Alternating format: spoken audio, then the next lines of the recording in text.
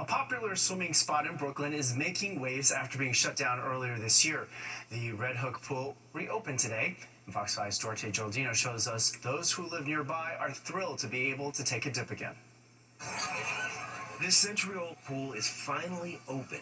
The discovery of a broken drain pipe delayed its opening for several weeks. As soon as the doors opened Sunday at 11 a.m., swimmers jumped right in. I was very excited for today. I was very excited that August 17th came because it was like Red Pool was going to open. I was very, very excited. It feels good taking a day off because I'm a postal worker. So the fact that I could, spend the day with my mom at the pool, it feels good. This is our little day of bond day. Most of the city's outdoor pools opened back in late June. This one stayed closed while crews worked to fix the pipe and make sure the pool was safe. The summer heat made the wait even harder for people who live nearby.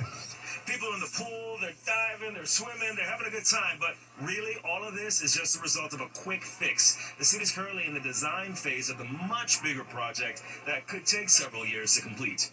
The Red Hook Pool and the Sol Goldman Recreation Center next door, well, they're part of a $122 million project that will rebuild the pool basin and all supporting systems. Construction, however, is not scheduled to start until 2028. The pool runs 2 sessions each day. The second session starts at 4 p.m. and by 3:45, there was already a long line of families waiting to get in, cool off, and make memories. Because my Nana lives right there and we get to see her and go to IKEA and eat, and it's just the thing that we do. So I'm Mom, and I've been coming here since I can remember.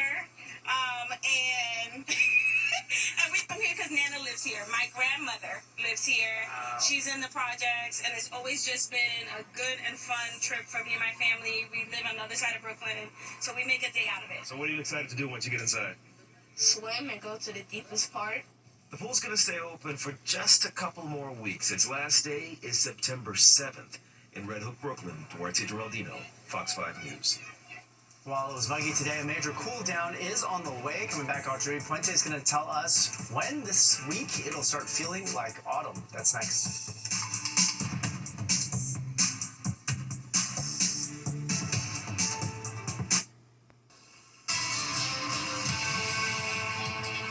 Kind of warm today. Audrey Puente is here with our forecast. Hi, Audrey. Hi, Arthur. You're right. We had a high of 91 degrees in Central Park, and that is well above our normal high, which is about 83. This morning, we started off with a muggy 73. It was quite humid throughout the day, and we were close to that record high this afternoon with 95 as the record set back in 1944. Right now, we're pretty comfortable with our temperatures, mostly in the 70s. We're at 74 in East Hampton, 78 in Islip, 76 over towards Bridgeport. We've now cooled down into the 60s in places like Poughkeepsie and in Monticello, and we also have a cold front that's pushing through the region. That's going to bring in some cooler temperatures as we go into Monday here. Our dew points are reflecting that it still feels quite muggy outside. This will also start to come down as we go into the next couple of days, too, making for a more comfortable feel. Our winds are light. They should stay that way for the rest of the evening.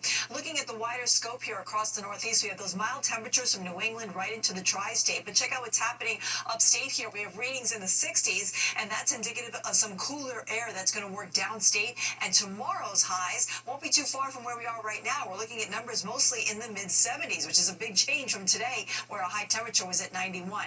We also had a couple of thunderstorms roll through out ahead of that cold front. Some of them were severe, too. We had some severe thunderstorm warnings in parts of New Jersey, also in parts of the 5 boroughs, like around Brooklyn earlier this evening. But now things have kind of died down a bit, except for areas south of 195, still getting some rainfall there. But everyone else is drying out, and we should stay that way for the rest of the evening. We still have the front kind of lingering here, helping to produce some of those showers to our south here. But that front will further sag southward, allowing this area of high pressure in Canada to nose its way in here, and that's going to set us up with some drier and cooler weather as we start off the work week. So here it plays out on our future cast. The clouds are going to remain overnight, and tomorrow we will wake up with overcast skies. Not expecting any rainfall. However, it will look kind of cloudy and grim during the first part of the day, and then we'll see some sunshine starting to work in here from south to north, from north to south.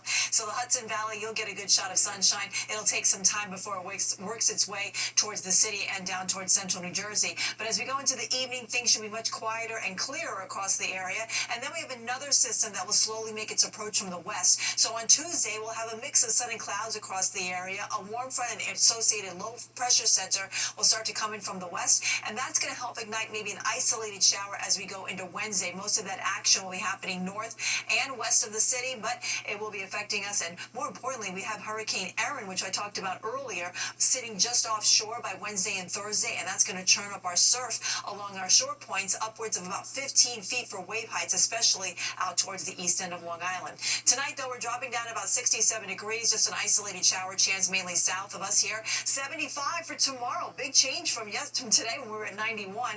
Expect a cloudy start with peaks of sun later on in the day. And if you're planning to go to the beach, UV index quite low tomorrow because of the overcast skies expected. But check out what's happening with our wave heights. Now rising to 4 to 8 feet at the ocean. Our winds will be to 15 to 25 knots for boaters. And this is indicative of what's happening with Erin churning up the waters here. And as it comes closer, these numbers will be going up, especially by the middle part of the week. And so will our temperatures. We'll have highs back into the mid-80s by the end of the week. Arthur? All right, thanks so much, Audrey. Well, it is all about love in Queens. We're talking tennis here, and after this short break, we're telling you what you need to know about the U.S. Open kicking off Fan Week, which includes when you can go for free.